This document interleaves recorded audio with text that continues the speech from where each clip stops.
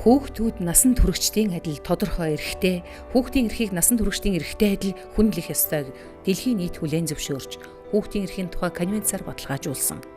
Ийхүү хүүхдийн сайн сайхны төлөөх өөрчлөлтийг эрчимжүүлж, илүү үр дүнд хүрэхийн тулд дэлхийн өнцөг булан бүрт гарч байгаа шин санаачлаг, технологийн дэвшлийн мөр өгөөжийг эмзэг ядуу бүлгийн хүүхдүүдийн аж байдлыг өөрчлөн сайжруулахад чиглүүлэхийг уриалж байна.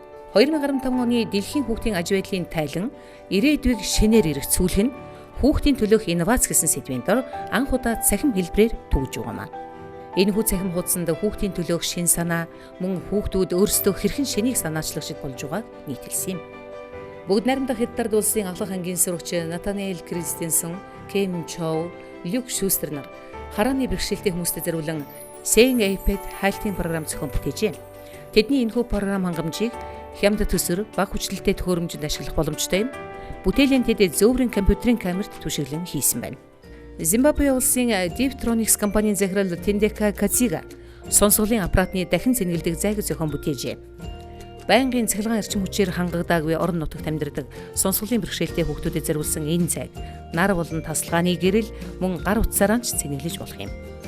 Африкийн 40 гаруй улс оронд энэ бүтээгдэхүүнийг ашиглаж байна. Зимбабве улсад сонсголын бэрхшээлтэй хүүхдүүд боловсрол эзэмшээд энэ бүтээгдэхүүн ихээхэн аж тусаа өгч байгаа юм.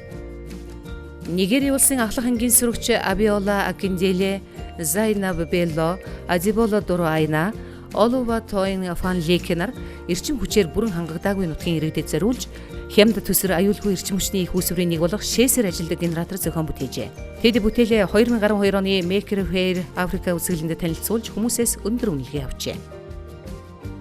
Уганда улсын Алсбойд нутагт энгийн инновацийн санаачлаг сургуулийн хүүхдүүдийн амьдралыг сайжруулж чадсан байна.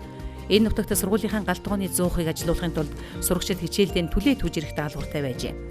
Харин тэд сургуулийн гадаах жорлонгийн биохийг ашиглах холигч бүтээснээр ялгцыг агааргүй орчинд оруулан задлж, түүнээс ялгарсан метан, нүүрс төрөгчийн давхар эслээс эрчим хүч гарган авснаар галтгооны 100% ажилуулах боломжтой болжээ.